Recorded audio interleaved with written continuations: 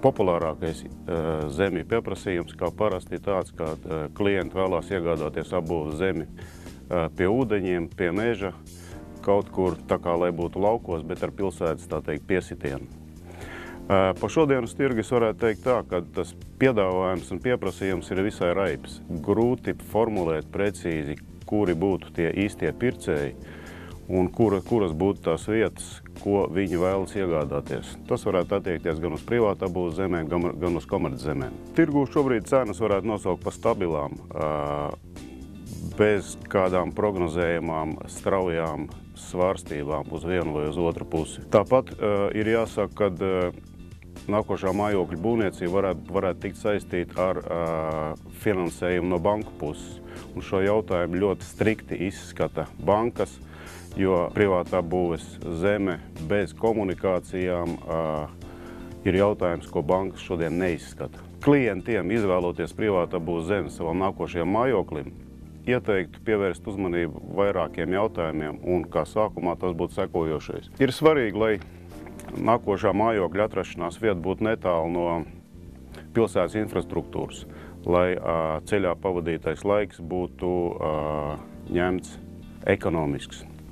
Tuvumā vēlams būtu sabiedriskais transports, labi ceļi, skolas, veikali, medicīniskie pakalpojumi. Izvēloties apbūves gabalu savam nākošajam mājoklim, svarīgi sākotnēji būtu pievērst uzmanību ar tuvumā esošajām, jeb pieejamām komunikācijām, ko nākotnē varētu izmaksāt viņu pievilkšanu vai izmantošanu.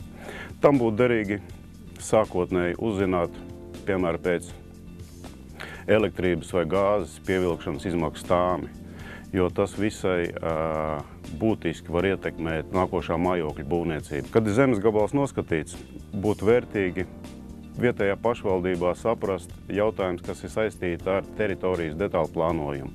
Tas nozīmē, kas šajā teritorijā tiek plānots būvēt nākotnē. Tas nozīmē, kas nākotnē būs jūsu kaimiņi. Tālūk, piemēram, šodien teritorija var izskatīties klusa, mierīga un zaļa, bet pēc vairākiem gadiem tur ir paredzētas ceļu vai satiksmes, jeb kaut kādas liela objektu būve, kas visai būtiski var izmainīt esošās teritorijas stāvokli. Nav izslēgts, ka nākotnē paredzēta lielu veikalu, sporta celtņu, varbūt kādu lielu ceļu vai dzelzceļu būve, kas visai būtiski var mainīt esošās teritorijas stāvokli. Tāpat ir svarīgi iepazīties ar īpašumu ģeodēziju, veikt ģeodēzisko izpēti, lai saprastu, kādi ir zemes un grunts sastāvi, jo tas visai cieši saistīts ar ēkas būvniecību. Vēlams īpašumu apskatīt dažādos gada laikos un dažādās diennakts stundās.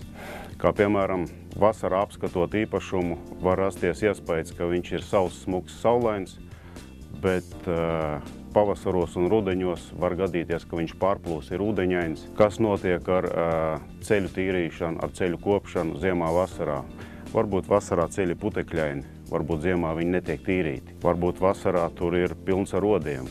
Varbūt ziemā ir tā, ka tur ir tādi vēji, ka tur grūti dzīvot. Tāpat ir svarīgi redzēt īpašumu dažādās diennakts stundās, jo tas, ka īpašumā redz vakarā, nepamana to, kas notiek pa dienu. Kā piemēram, pa dienu var būt kaut kāda skaļa satiksme, lidmašīnas, blakus esošās rūpnīcas, ko neredz vakaros. Ir svarīgi redzēt un saprast, kas notiek kaimiņos. Ja gadījumā jūs redzat, ka kaimiņos notiek vairāku māju būvniecība un tiek plānota vairāku māju būvniecība, tad noteikti jārēķinās ar to, ka nākotnē jums kaimiņos tuvāko gadu laikā tur būs kaut kāda nepārtraukta celtniecība. Nu, lūk, un par šo un vēl citiem jautājumiem privāta apbūves zemi iegādē piedāvāt vērsties pie nekustamā īpašuma tirdzniecības konsultantiem, kas jums noteikti palīdzēs atbildēt uz visiem jautājumiem, palīdzēs izvēlēties zemes iegādi un palīdzēs risināt nesaprotamos jautājumus.